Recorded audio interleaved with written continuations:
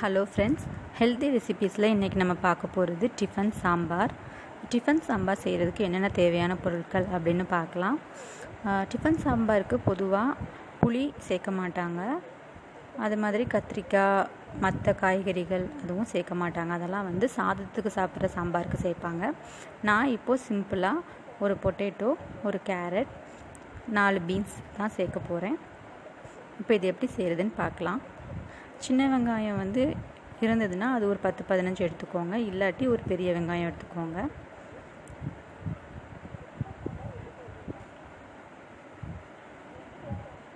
இப்போது இது எப்படி செய்கிறதுன்னு பார்க்கலாம். ஒரு 3/4 கப் பருப்பு எடுத்திருக்கேன். அதை நல்லா கழுவி எடுத்து வச்சுருக்கேன். ஒரு பெரிய சைஸ் தக்காளி, தாளிக்கிறதுக்கு கடுகு, சீரகம் 1/2 ஸ்பூன் எடுத்து வச்சுருக்கேன். அதுக்கப்புறமா பெருங்காயத்தூள், உப்பு, ஒரு பெரிய வெங்காயத்தை நறுக்கி வச்சுருக்கேன். பொட்டேட்டோ, கேரட், பீன்ஸ் இதெல்லாத்தையும் நறுக்கி வச்சுருக்கேன். கருவேப்பிலை, காரத்துக்கு தேவையான பச்சை மிளகாய், 1/2 ஸ்பூன் வெந்தயம், ஒரு 10 பல்லு பூண்டு, சீரகத்தூள் 1/2 ஸ்பூன், மஞ்சள் தூள் 1/4 ஸ்பூன், சாம்பார் பவுடர் ஒரு 2 டேபிள் ஸ்பூன். ஃபஸ்ட்டு ஒரு ப்ரெஷர் குக்கரில் கழுவின பருப்பு, காய்கறிகள், வெந்தயம், பூண்டு எல்லாத்தையும் சேர்த்துக்கோங்க.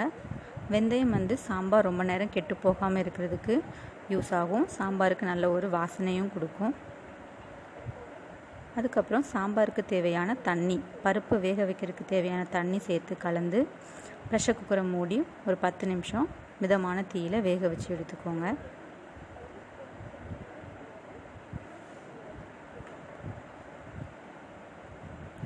இப்போ நல்லா பருப்பு எல்லாம் மசிற அளவுக்கு வெந்தாச்சு.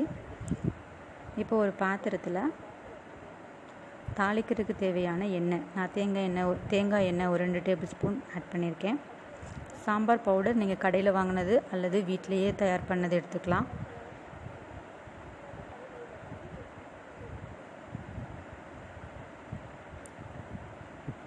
எண்ணெய் காஞ்சதும் அதில் 1/2 ஸ்பூன் கடுகு, சீரகம் சேர்த்துக்கோங்க.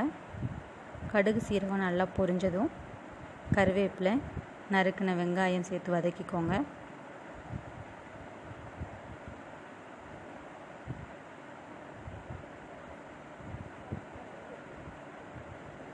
வெங்காயம் நல்லா வதங்கினதும் நறுக்கின தக்காளி 1 அல்லது 2 சேர்த்துக்கோங்க.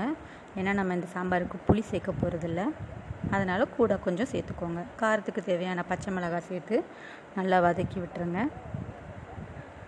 அதுக்கப்புறமா சாம்பாருக்கு தேவையான சீரகத்தூள், மஞ்சள் தூள், உப்பு சேர்த்து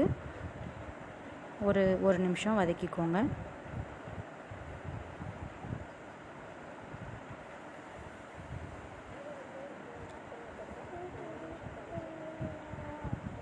இப்போ நம்ம வேக வச்ச பருப்பு சேர்த்துக்கோங்க. பருப்பு ரொம்ப கெட்டியாக இருந்துச்சுன்னா சாம்பாருக்கு தேவையான தண்ணியும் சேர்த்து கலந்து விட்டுருங்க.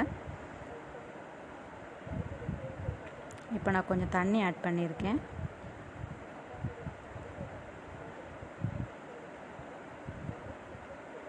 இது ஒரு 2லேருந்து ஒரு 3 நிமிஷம் வேகட்டும்.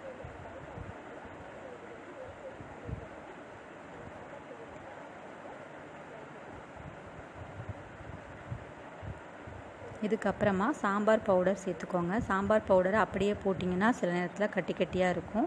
ஸோ நீங்கள் தண்ணியில் கரைச்சி ஆட் பண்ணலாம், அல்லது வெங்காயம் தக்காளி வதக்கும் போதும் கூட சாம்பார் பவுடரை ஆட் பண்ணிக்கலாம்.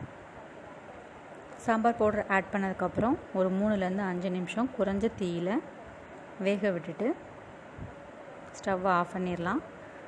இறக்கிறதுக்கு முன்னாடி பெருங்காயத்தூளும் கொத்தமல்லி தழையும் சேர்த்துக்கோங்க.